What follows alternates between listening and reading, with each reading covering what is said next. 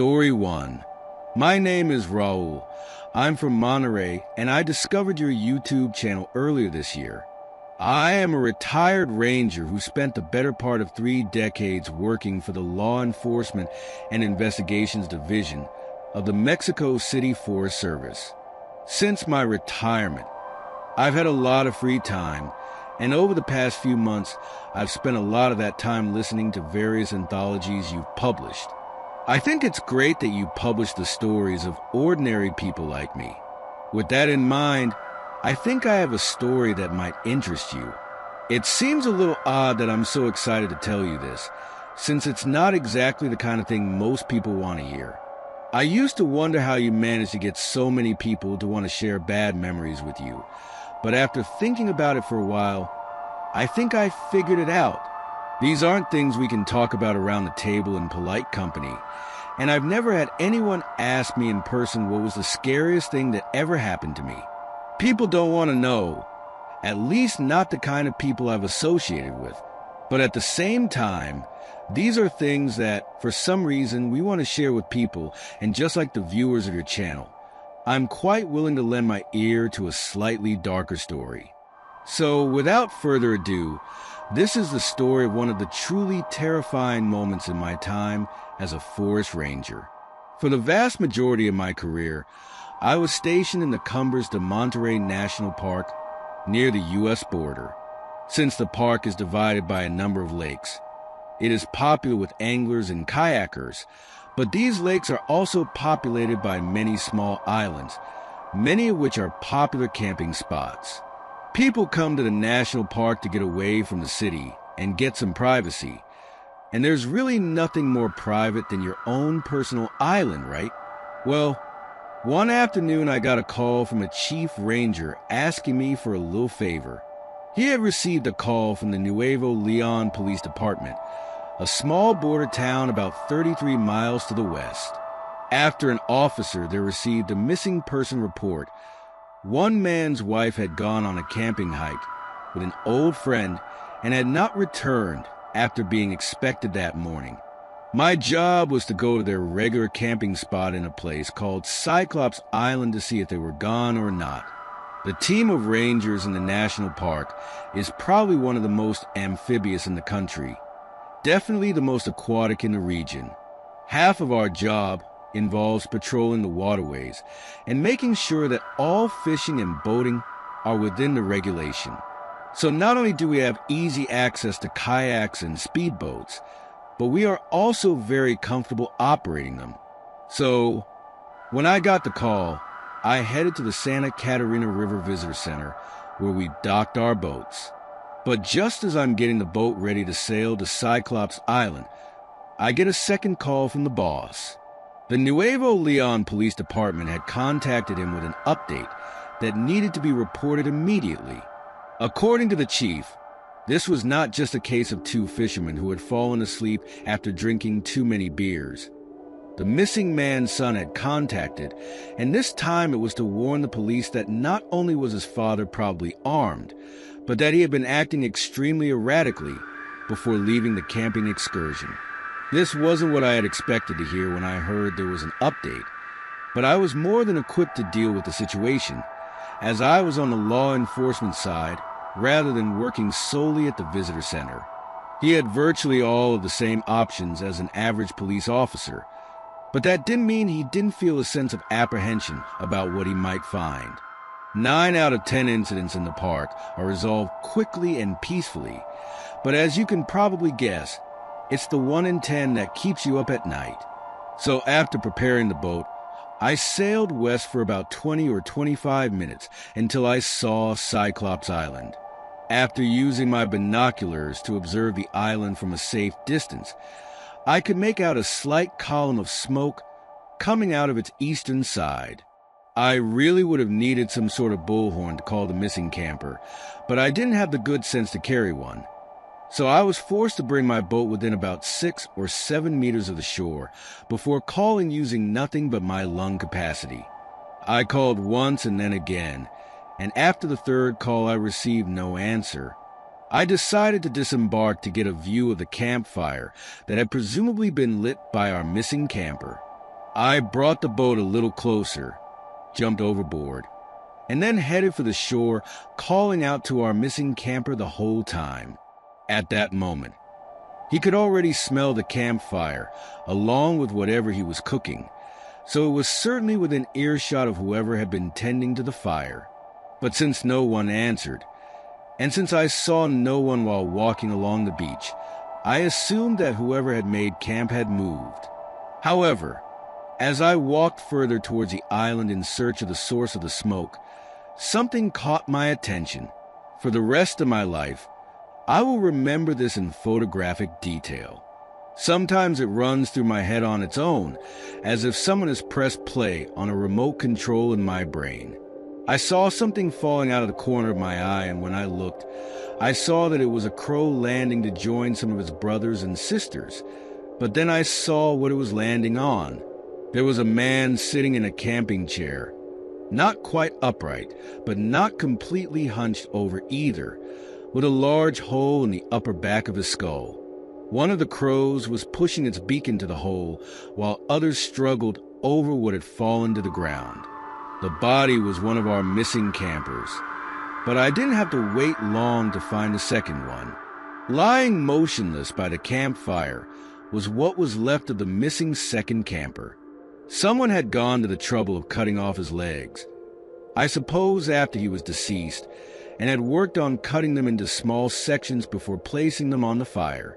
What he had been smelling on the road hadn't been the camper's late lunch, but a.s. I guess the guy in the chair didn't have the heart to finish getting rid of his campmate, and decided to let nature take its course with both of them. We never find out why it happened, but we did find out how the killer had invited his friend on a camping trip to his usual place. He had not hidden anything from his wife or anyone else, which led us to believe that his decision to kill his fellow camper was either spontaneous or that he had planned to simply kill him before taking his own life as a way of avoiding any consequences. Obviously, he wanted to hide what he had done. At least at some point we believe he did. But then this is where another argument in favor of the spontaneous murder theory comes in. Personally, I don't think he took the time to investigate how arduous it can be to dispose of a corpse. There was no accelerant at the scene, so I don't think he would have planned to burn his friend's body, and when it became apparent that it would take much longer than he thought, and that law enforcement might come looking for him, or his dead friend before the removal could be completed, I think he decided to just leave it all there. There was a somber atmosphere among the park staff for a while after that. As far as I know, nothing like this had ever happened before, and it never happened again for the rest of my career. As you can probably guess, national parks are not exactly high crime areas, and in the aforementioned place, the most intense thing that usually happens is to hit a group of boats that are going too fast to tell them to slow down. So you can imagine how terrible it was that something like this happened right under our noses. It had a really strong effect on our mood for the weeks that followed. Sometimes I think about what went through that man's head to make him want to murder one of his best friends. As I said, we don't hear about any affairs, betrayal, or anything else that could temporarily cause a man to go insane. It's quite a mystery, and like so many other mysteries in life, I think I'm much more comfortable living in ignorance. Story 2. My daughter is a big fan of yours, and as part of her birthday present, she asked me to write a story that I told her last year at this time about my days volunteering in the park service. I promise you it's not the only gift she'll receive this year, and I must admit that I was very surprised when she first proposed the idea. But although it's very unusual, it was impossible to refuse, so here I am, at her request. I grew up in Monterey and then moved to Guadalajara after enrolling at the University of Guadalajara. During the summer between my freshman and sophomore years, I enrolled in a seasonal volunteer program in Nevado de Colima National Park, which is close to the city. Although my career aspirations involved sitting behind a desk, I had always thought it would be cool to be a ranger. Maybe it's the masculine ideal of working outdoors, rescuing injured animals, and connecting with nature along the way. So when I learned that I could basically play that role for a month while wearing my own campaign hat, my interest was piqued. I reached out to the right people, arranged the dates, and then spent 7 long months eagerly waiting for the moment. But when I got there, I found that my job was anything but exciting. In essence, the seasonal volunteer program was little more than a way to secure vacation time for ranger teams, which were severely underfunded. And what's more, we were never trusted to do anything that required actual experience. This meant that about 60% of the time, me and the other 2 volunteers were at the park's visitor center. The other 40% of the time, we were only entrusted to do things like basic administrative tasks or boundary maintenance. I don't know what I expected. National parks have to keep their accounts in order like all of us, but I definitely preferred boundary keeping over anything that involved being cooped up indoors. Boundary maintenance was a very fancy name the Forest Service gave to fencing checking, and as you can imagine, everything that involves walking long sections of fences to make sure they're in a decent state of repair. Walking those fence boundaries was probably the closest I ever got to living my ideal ranger lifestyle, but it was also one of those hikes where I ran into someone I still think about often, even after all these years. It was near an area called the Green River, which is on the eastern edge of the park. This area is of particular importance during boundary checks, as there is an old cemetery called the Peace Cemetery over there. So obviously we don't want wildlife to dig up old bones or somehow desacralize the place. I made sure that all the fences in the cemetery were intact, and then continued east along the fence line for maybe 10 or 15 minutes, when suddenly I saw someone moving through the trees ahead. The moment I saw them, I had a moment of strange doubt where I thought there was no possible way that what I was seeing was real. I'm not a doctor or anything like that, so I couldn't tell you how much blood a person can lose and still function, but my God, the girl who sobbed softly as she walked barefoot through the trees must be functioning on a bare minimum. She was completely naked and with large patches of missing skin, revealing all that clotted blood and dry gore underneath. Almost every part of her, from her hair to her toes, was covered in blood, and I was stunned that she was even standing. I immediately sprang into action, running towards her as she collapsed on the ground. I took off my shirt and used it to cover it as best I could, then picked it up and carried it back to my truck. I guess it was a stroke of good fortune to find it so close to where I parked, but it was still ready to collapse by the time we got there. I knew there was an urgent care clinic in Ciudad Victoria, which is about 20 kilometers north of Rio Verde, so I drove as fast as I could after loading the girl into the back seat of my truck. I don't think I said anything to her except, "Don't close your eyes. You have to stay awake." She kept her eyes wide open the whole way, but she didn't make any noise either. She just lay there curled up in a ball with my shirt on it, staring at nothing until we finally got to the urgent care center. I know they're not necessarily equipped to treat emergencies like that, but I didn't know where else to take her.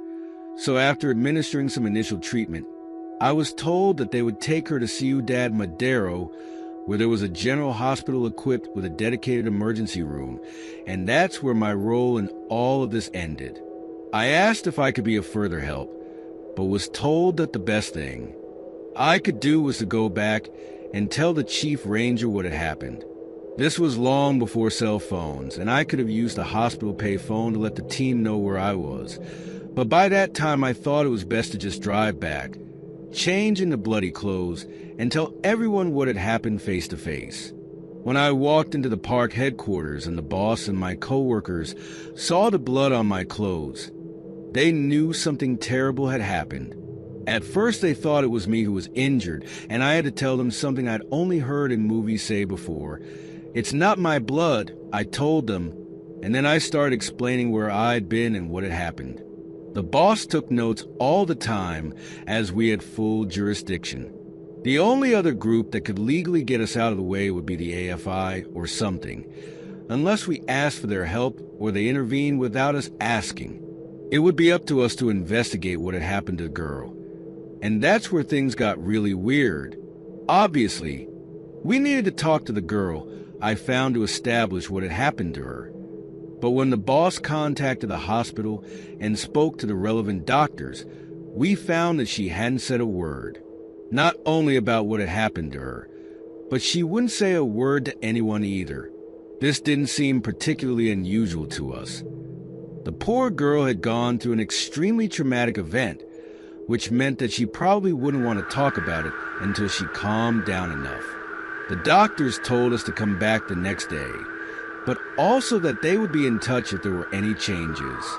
So that's what we did. We waited until the afternoon of the next day and then called the hospital again to see if the girl had started talking. He hadn't. She didn't talk to the doctors. She didn't talk to the nurses. And while we could try, the doctors didn't think she would talk to us either. The boss handled all the calls. But since I was the one who had found her, he asked me to accompany him on the trip to the hospital in the hope that seeing me again would encourage her to talk. I got the word on my radio, and when I did, I stopped what I was doing at resource management, so it wasn't that urgent. And then I went back to headquarters to join the boss in his van. We talked about how the investigation might unfold on the way to the hospital, completely unaware of the fact that there would be no investigation at all, because when we arrived at the hospital and searched for our nameless victim, we found the nursing staff in a small panic. It took us a while to understand what was going on, but when we did, shock doesn't even start covering it. The hospital had lost our victim.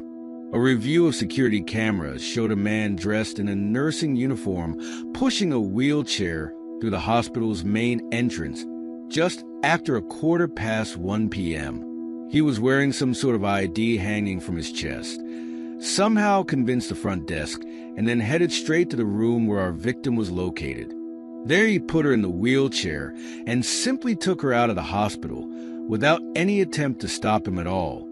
Obviously, it was a huge violation of the hospital's standard of practice, but having no idea who our victim or her apparent abductor was, we had almost no means of recourse except one. Since we had a possible kidnapping on our hands, we really called for the help of the AFI. Obviously, our main concern was that whoever had taken the girl was the same person, or at least part of the same group of people who had put her in the hospital in the first place. We didn't have the resources to go after the guy, but the AFI did. So after officially transferring the research to them, it was pretty much out of our hands. We hoped that meant the investigation would actually move forward, but about a month later, when our boss contacted the AFI contact again, we learned that the case was simply not a priority for them. We expected to be contacted regarding the formation of a joint task force, which is standard practice when the AFI coordinates with local law enforcement. But after reviewing the evidence, some bureaucrats somewhere decided that the case was not worth it. Pursue. They were not interested in allocating resources to a case where, potentially, the only charges would be to impersonate a health professional. I'm not a lawyer, so I couldn't tell you the kinds of punishments a crime like that could give you, but I know they wouldn't be anywhere near as serious as assault or kidnapping, neither of which had any real evidence. If the girl had spoken, if she had said something that was pertinent to the case, we might have had something to work with, but she didn't. All we had were theories and assumptions, none of which were comparable to solid evidence. And that's how the story ended. If the girl came forward to make a criminal complaint, then our case was back on track.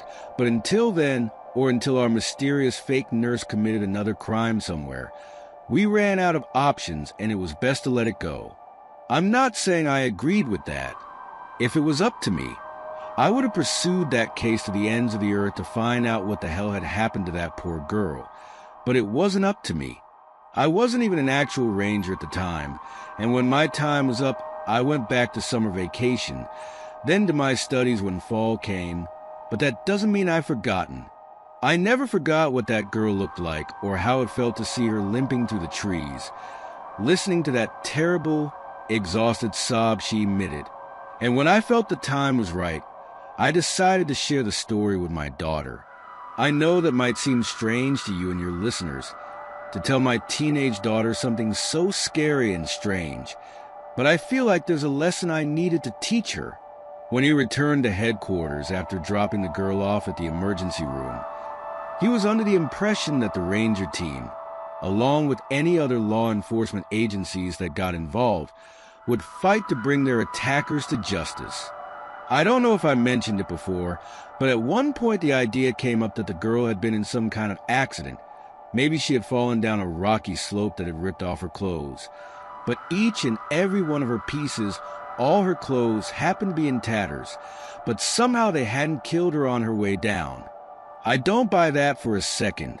She had to have been attacked by someone or something. Now, obviously, it's a very scary thought, but whether we like it or not, monsters are always going to exist and exist as they always have, in a variety of different forms. You can always expect bad things to happen in life, but what you don't expect is to see the very people you thought were charged with your protection act like they just don't care if you lived or died. There may have been a time in this country where justice was a man with a fast horse, a shiny badge, a well-oiled gun, and a warm heart. But today, justice sits behind a desk, wears a suit and tie, and justice has a budget, and whatever they have ever had in their hearts. He has become cold and ruthless. Story 3. The story I'm about to tell you is strange on its own, but to understand why it continues to haunt me long after it happened, I need to give you a little background information. I married my now ex-husband in 1987. We were madly in love with each other and had every intention of staying together until we were old and gray. But the truth is, we didn't even last 5 years. We had trouble getting me pregnant. So we went to a fertility doctor for some tests and found out I was unable to have children. At first, it didn't seem like the end of the world, but when discussing the possibilities of adoption and living a childless lifestyle, I thought that our marriage was strong enough to survive something like this, and it turned out that I was wrong. When he filed for divorce, I was heartbroken and had never really experienced true heartbreak until then. If I had said from the beginning, "Look, honey, I can't be with someone who can't give me children," at least I would have had more time to assimilate and get over it. But it was how he raised my hopes before shattering them that hurt me more than anything else. I couldn't bear to be around him after that. He wanted it to be an amicable separation, but he just didn't have the strength to remain his friend. I guess that must make me seem pretty immature to some people, but I just wasn't emotionally prepared to deal with something like that. I left the city, moved back to my parents for a few months, and then set about deciding what I wanted to do with my life. It may sound silly, but I kind of expected my role in life to be that of a mother and a housewife. I know that's not exactly star-pointing for some, but it was all I really wanted. I wanted a simple life, a happy life, and it took me an embarrassingly long time to realize that I could be happy being more than just a housewife. During that time, when I was finally able to get out without breaking down in tears at the sight of a mother and son, I spent a lot of time walking trails in the woods. Peace and solitude helped me put my mind back together, but the more I did it, the more I realized something about myself. I could happily spend the rest of my workdays walking through the woods in relative peace and quiet. When I mentioned that to my dad, he very casually suggested something that changed my life forever.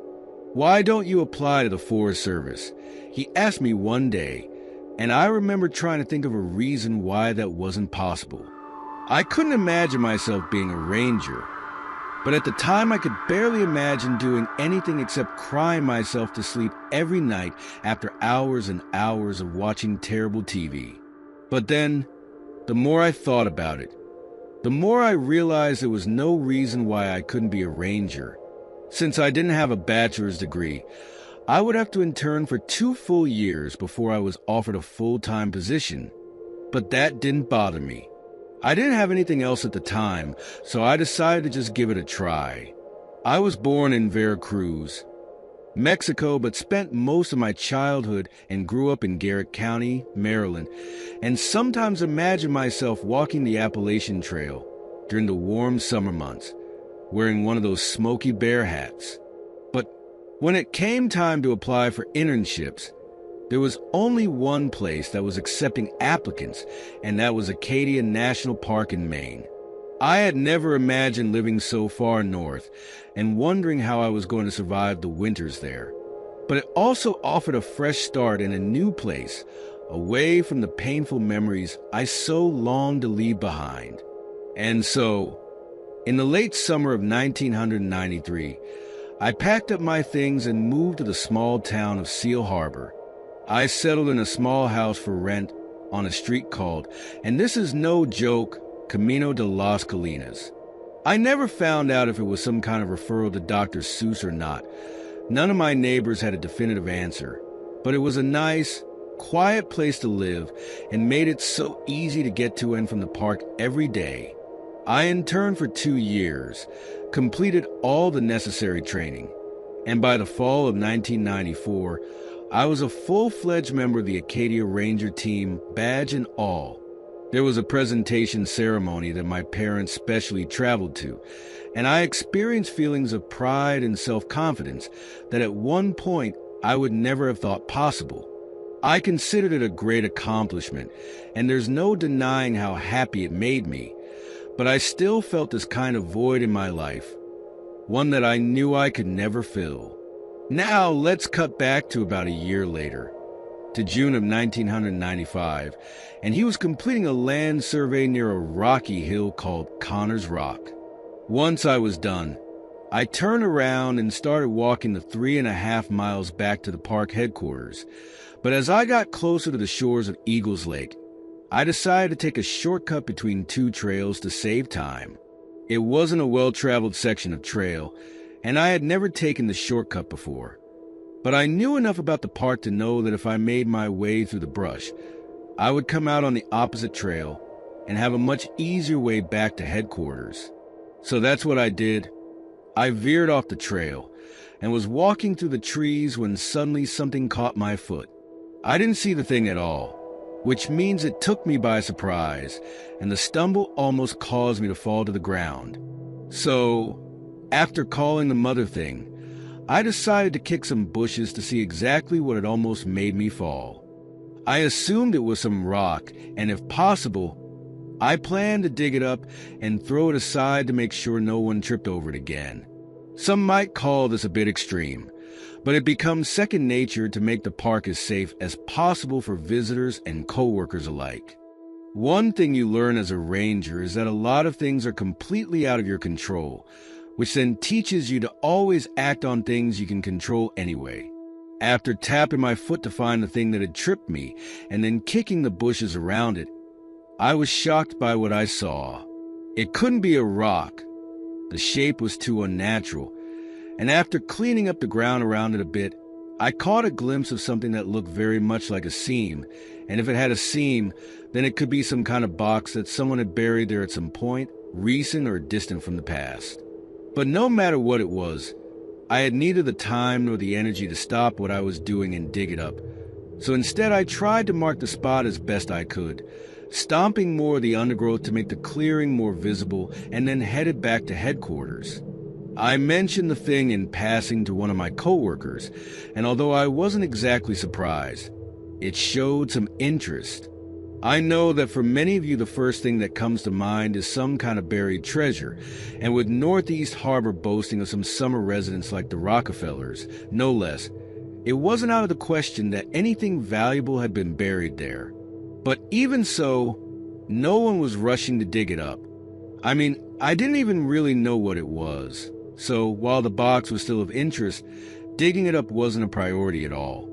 A few days went by, and then one afternoon I found myself with a few hours to spare, but instead of finishing early for the day, I decided to grab a shovel, head to the shortcut near Eagles Lake, and dig up the box to find out exactly what it was. I did some hard, sweaty work, but after maybe an hour of digging, I could finally see that, yes, it was a box, no bigger than the one you buy for shoes, and it looked like it had been buried there for a long time.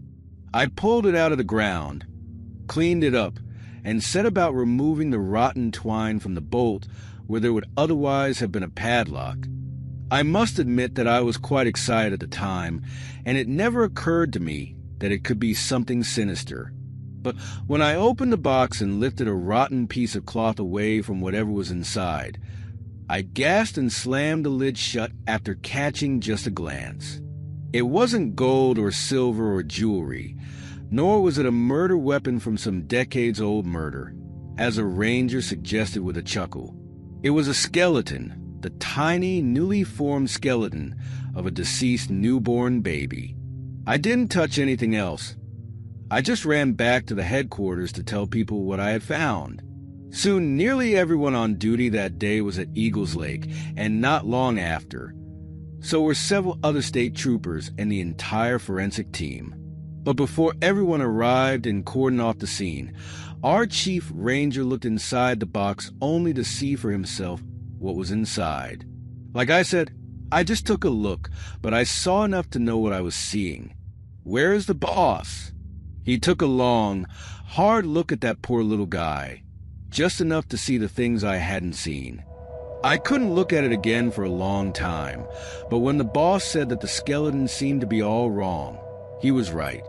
I'd never seen a baby skeleton before, so it wasn't like I was an expert, but everyone who said it agreed that the skull looked too big and the arm looked too long. As one of us put it, the poor little boy hardly looked human, but as the genetic analysis was positive in terms of being completely human in origin, in the end, we reconstructed a very sad chain of events. Sometime between 1920 and 1930, some unsuspecting mother gave birth to a heartbreaking disabled child. There was a possibility that this child died of natural causes because there were no signs of any trauma to the skeleton. But that did not rule out the possibility that someone would take the personal initiative to end the child's suffering. Then, after the boy left, someone placed him in what at the time would have been an expensive felt-lined box and buried him deep in the woods, where no one could ever find him. Why might they choose to do that instead of giving the child a proper funeral? I have no idea, but the reason couldn't have been good. Fast forward almost 80 years later, and some slow-growing tree root has pushed it further and further to the surface over time, until only a small top sticks out. A small bump that I just tripped over. Since the boy's body was found on federal property, we were able to enlist the help of the FBI's DNA analysis unit at Quantico, as I think I already mentioned, and we were hoping to get a match on some distant relative who had a file, but nothing positive came out. This little boy had no name, no date of birth, and his only possession was a small improvised coffin we found. We also heard from the FBI that the child's large skull, which they called macrocephaly, was likely the result of a genetic disorder such as Weaver or Soto syndrome. As far as I could understand, conditions like that are relatively easy to deal with nowadays, but back then, some poor child born into difficult circumstances wouldn't even have the same opportunities. All of this makes for a heartbreaking story. Even our most likely theories were nothing more than speculation. But no matter how you look at it, what happened to that child was simply terrible.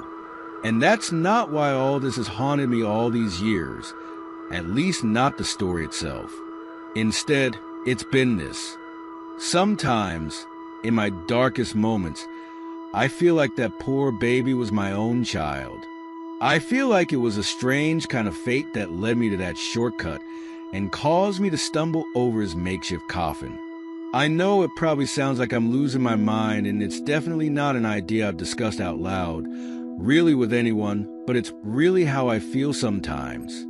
I can't have children, but what I was given was the opportunity to bring peace in the form of a proper burial to a child whose real parents were unwilling or unable to give one. And in doing so, I think I've been able to get just a small taste of how limitless and unconditional a mother's love can be. And that's why I'll always be there. Story 4. I was listening to your other Ranger stories and wanted to send mine as well. I hope you don't mind if I send it to some of my other favorite channels too, and hopefully that means yours will be the first one you see.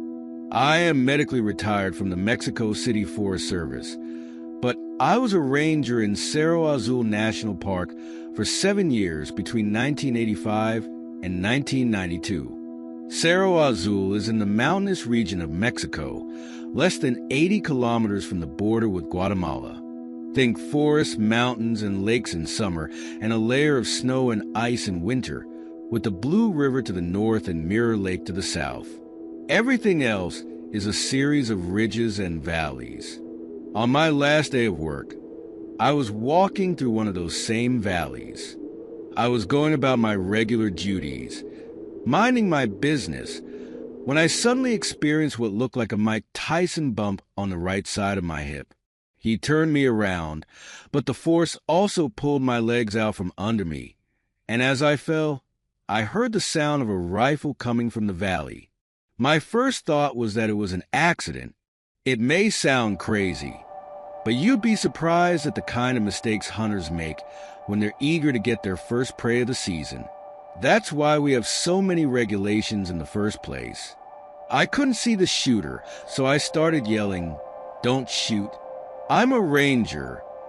With one hand pressing the bullet wound on my hip and the other waving wildly back and forth, as if to say, "No, no, no." He was hoping someone would come out from behind the tree or stand up and reveal himself before running down the valley in horror. But instead, the shooter fired again.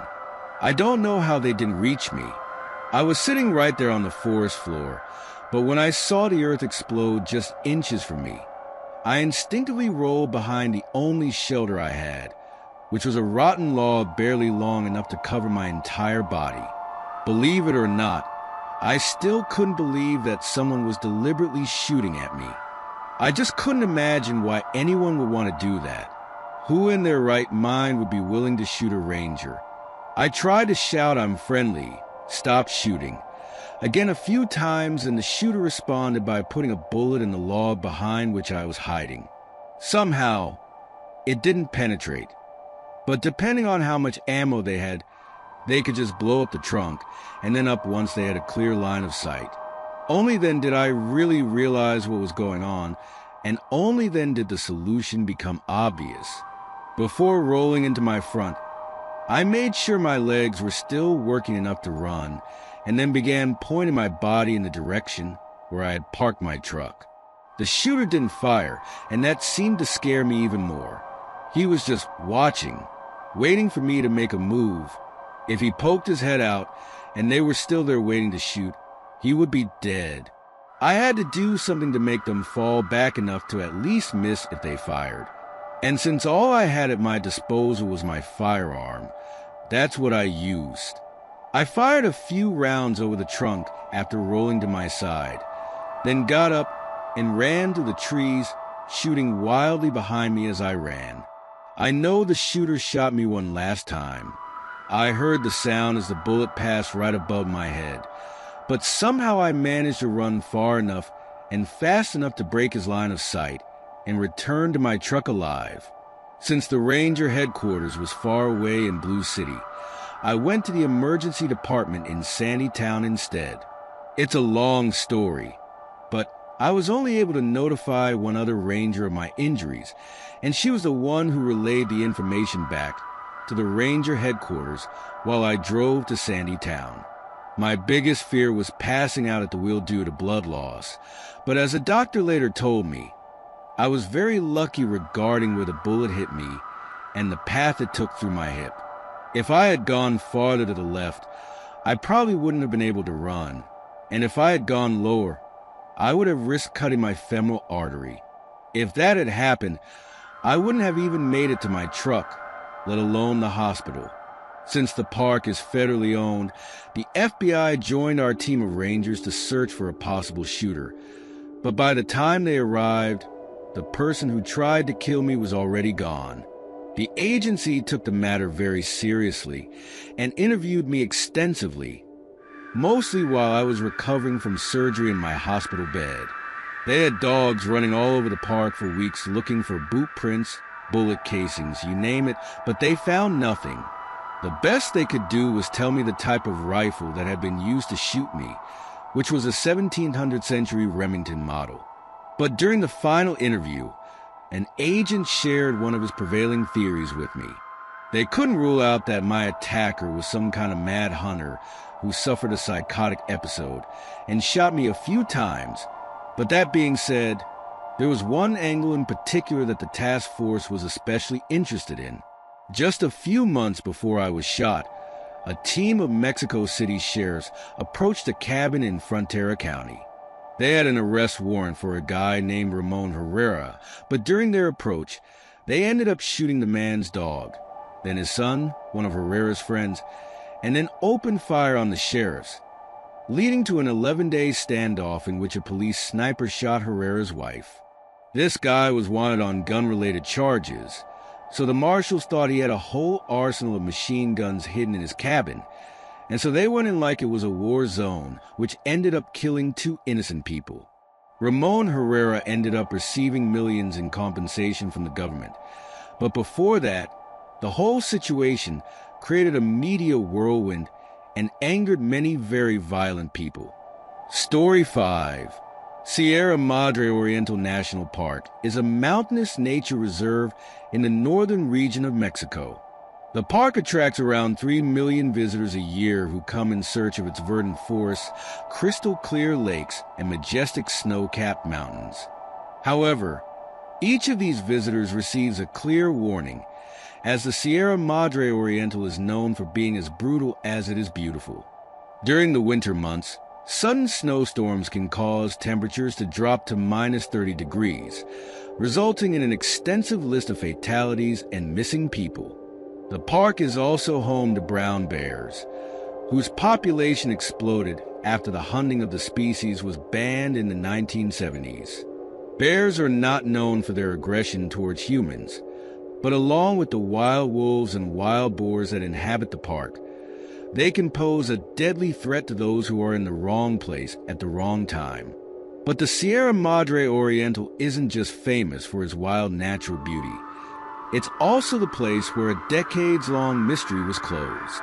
In 1945, 32-year-old Eloy Cervantes Perez was working as a ranger in the Sierra Madre Oriental National Park. He was also the elected mayor of the small nearby town of San Miguel, nationally famous for its blue cheese, which ripens in the many limestone caves present in the surrounding mountains. But Eloy's life was far from peaceful or happy. Between 1936 and 1939, Mexico had been devastated by the fires of the Civil War, and in the end, the fascist dictator General Franco declared himself victorious and ruler of all of Mexico. With the surrender of anti-fascist forces to the unified right, the Civil War had officially come to an end, but for much of Mexico's Republican resistance, the struggle was far from over. They took refuge in the last wild areas of the country, melting into the forests and mountains when pursued by Franco's forces, and the Sierra Madre Oriental region was no different. Many of the resistance fighters who took refuge in the park were lifelong acquaintances of Eloy. Some had shared a classroom with him during his formative years. Others were close relatives, which meant that Eloy certainly had some sympathy for them. However, since he was mayor of San Miguel, Eloy had certain obligations to his fascist lords. Basically, he was between a rock and a hard place. He could betray his country or betray his friends, both of which would result in his death. Thus, it appears that Eloy tried to remain as neutral as possible, paying enough praise to the regime to avoid falling under suspicion, while keeping quiet about the location of the anti-fascist guerrillas in the Sierra Madre Oriental. All he cared about was keeping the people of San Miguel safe. One of the main sponsors of fascist Spain had been Germany, but after the advance of the Red Armies towards Berlin, and the collapse of Germany's Nazi nightmare. The future of Spanish fascism was left in doubt. With his dominance in Eastern Europe secured, Joseph Stalin declared that the global revolution would continue indefinitely, stoking the hopes of Marxist insurgents around the world. The guerrillas of the Sierra Madre Oriental were no different, and after the German surrender, they immediately began to intensify the intensity of their operations. They ambushed units of the Mexican Civil Guard with increasing frequency, and even went so far as to look for ways to produce explosive material. This was an extremely risky move, and by attempting to engage the people of San Miguel in their pursuit of volatile chemicals, the guerrillas risked drawing full fascist retaliation upon the small mountain town. This was something that Eloy could not tolerate. In mid-April of 1945, he sought a meeting with an old friend. Juan Fernandez Ayala, 27 years old, was an old companion of Eloy's and joined the Republicans at the outbreak of hostilities 9 years earlier. Over the next decade, Juan rose through the ranks, receiving multiple promotions on the battlefield until he found himself second in command of all regional resistance forces. Under Juan's leadership, San Miguel saw a sharp increase in political violence. In an attempt to avoid a wider conflict, Eloy approached his old friend to arrange a meeting. Then on Sunday, April 5, 1945, Eloy walked deep into the wilderness of the Sierra Madre Oriental, away from any road or trail, toward an old abandoned village that nature was slowly reclaiming. There, Juan and a group of his guerrillas were waiting for him. After a few brief introductions, Eloy began to make his appeal. Franco's downfall couldn't come fast enough, he explained, but an escalation of violence could destroy the very place they called home. Juan and his comrades listened while Eloy presented his case until, suddenly, they heard footsteps coming from outside. 2 days before the meeting, Eloy had confided in a fellow ranger who intended to meet with the guerrillas. It was clear that Eloy trusted the man enough to share such sensitive information with him, so there is no doubt that he was a government informant. But at the same time, he no doubt feared that he too might be implicated in the plot, since the night before the meeting, Eloy's fellow ranger betrayed him to the Mexican Civil Guard. The footsteps that Eloy and Juan heard that afternoon that no longer belonged to the comrades of the anti-fascist guerrillas, nor did they belong to innocent hikers who had simply stumbled upon the place. They belonged to a heavily armed troop of the Mexican Civil Guard, all of them determined to massacre those present at the meeting. But the guerrillas were not stupid. There was a reason they had survived for 6 long years in the woods and mountains, and when they chose the abandoned village as a meeting place, they did so because of how easily defensible it was. This meant that when they realized that they had been discovered by their sworn enemies, they were not only able to mount a defense, but they were practically eager to fight. Despite being aware of their location, the guerrillas managed to position themselves quickly and execute an almost perfect ambush against the approaching civil guard. 2 of the fascists were immediately eliminated, and the remaining civil guards were neutralized and forced to retreat until reinforcements arrived. The guerrillas took advantage of the confusion in the fighting to flee the area, but before doing so, they looted the bodies of the dead and dying fascists, taking everything they could before escaping. Eloy ran back to San Miguel, where the victorious guerrillas melted back into the mountains, disappearing into a network of hidden camps. In the days that followed, Eloy eagerly awaited that fateful knock on his door. The Mexican government had an extensive network of civilian informants, and it seemed only a matter of time before someone came for it. But when they knocked and Eloy opened the door, he discovered that it was Juan in the doorway. "Come with me," his old friend said. "We need to talk." After the shootout in the abandoned village, the guerrillas took a large amount of loot from the dead civil guards. Apparently, One of the fallen guards was an officer, because among that loot was a small folded paper with the group's orders written on it. The note named Eloy's fellow ranger, Alfonso Martinez, as his informant, and it is possible that he mentioned another unnamed ranger as the main source of information. It is reasonable to believe that, in order to preserve the anonymity of a man with whom he was undoubtedly close, Alfonso Martinez omitted Eloy's name in his report to the Mexican Civil Guard. But since the Sierra Madre Oriental's team of rangers was so small in number, the guerrillas quickly deduced that the main source was none other than Eloy Cervantes Perez. On April 24th, 1945, Eloy was taken to the mountains to a top-secret guerrilla headquarters and subjected to several rounds of intense interrogations. What happened next is the subject of much speculation even today. But a few months later, a captured guerrilla fighter claimed to know the ultimate truth. Referring to Juan Fernandez Ayala by his nickname, Juana, the captured guerrilla explained that he had seen Juan taking Eloy into the forest. The parrot looked relaxed, with Juan assuring his old friend that everything was going to be okay, and then he was forgiven for his accidental transgression. Moments later, a single pistol shot was heard and Juan returned alone. After learning of his death, Eloy's relatives contacted the Mexican Civil Guard and pleaded with them to bring his body home. Accompanied by dozens of civilian volunteers, officers conducted extensive searches in the Sierra Madre Oriental, but no trace of Eloy could be found. It was hoped that one day Juan Fernandez Ayala would reveal the location of Eloy's body, but it was a secret that he would take to the grave. On April 24th, 1957, 12 years to the day of Eloy's execution, Juan was killed in a shootout with Mexican military police.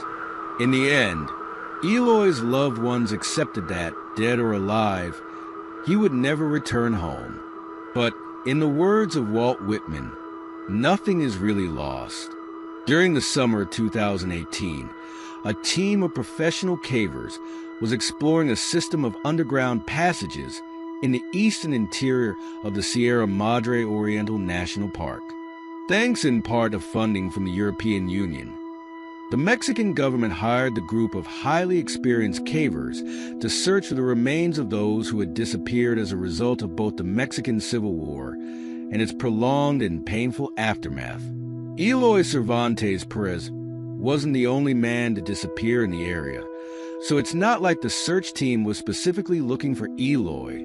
But there is no doubt that reports of his disappearance influenced the government's decision to send spelunkers to the national park.